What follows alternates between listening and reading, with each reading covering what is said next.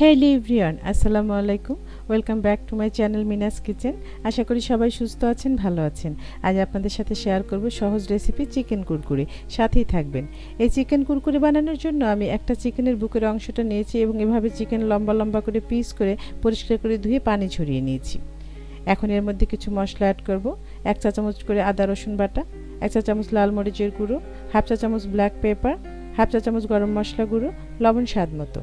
এখন হাত দিয়ে চিকেনের টুকরোগুলো মশলার সাথে খুব ভালোভাবে ম্যারিনেট করব, যেন মশলাগুলো চিকেনের গায়ে গায়ে লেগে যায়। এখন দিয়ে দিচ্ছি 1/2 কাপ ময়দা, 1/2 কাপ চালের গুঁড়ো। এখন চিকেনের টুকরোগুলো ময়দার সাথে ভালোভাবে কোট করে নিচ্ছি হাত দিয়ে এভাবে করে।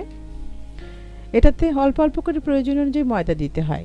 চিকেনের টুকরোগুলো ঝরঝরে যখন হবে, আঠালো ভাব থাকবে না, তখন বুঝতে হবে কোট করা হয়ে গিয়েছে। এই দেখুন কতটা ঝরঝরে শুকনো লাগছে। হয়ে গেল ময়দার সাথে চিকেন কোট করা। এখন চুলে একটা ফ্রাই প্যান দিয়ে দিয়েছি। ফ্রাই প্যানটা গরম হয়ে আসলে দিয়ে দিচ্ছি 1 কাপ পরিমাণ সয়াবিন তেল। তেলটা গরম হয়ে আসলে চিকেনের টুকরোগুলো খুব সাবধানে একটা করে দিয়ে দিব। 2-3 ব্যাচে ভেজে নেব। প্রথম ব্যাচে ভেজে নিচ্ছি। একটা স্প্যাচুলা দিয়ে উল্টে উল্টে লাল লাল করে ভেজে নেব। রমজানের ইফতারিতে এই চিকেন কুরকুরে অনেক মজা লাগে। তাছাড়া স্ন্যাক্স হিসাবে চায়ের সাথে অনেক টেস্টি। প্রথম ব্যাচে ভাজা হয়ে গেল। এখন একটা স্ট্যানার দিয়ে এভাবে করে উঠিয়ে নিচ্ছি। এখন বাকিগুলো ভেজে নেব সেম ওয়েতে। এই সময় চুলার আঁচ মিডিয়াম থাকবে। স্প্যাচুলা দিয়ে উল্টে উল্টে লাল লাল করে এগুলো ভেজে নিলাম। এখন উঠিয়ে নিচ্ছি এটা স্ট্যানার করে।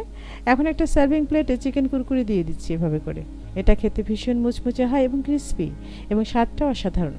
দেখুন কতটা সুন্দর হয়েছে। আশা করি আজকের রেসিপি ভালো লেগেছে।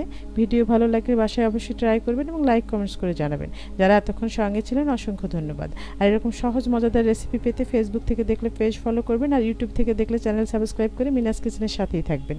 আজ বিদায় নিচ্ছি। সবাই সুস্থ থাকবেন, নিরাপদে থাকবেন এবং আমার পরিবারের জন্য দোয়া করবেন। সামনে নতুন রেসিপি দেখার আমন্ত্রণ রইল। আল্লাহ হাফেজ।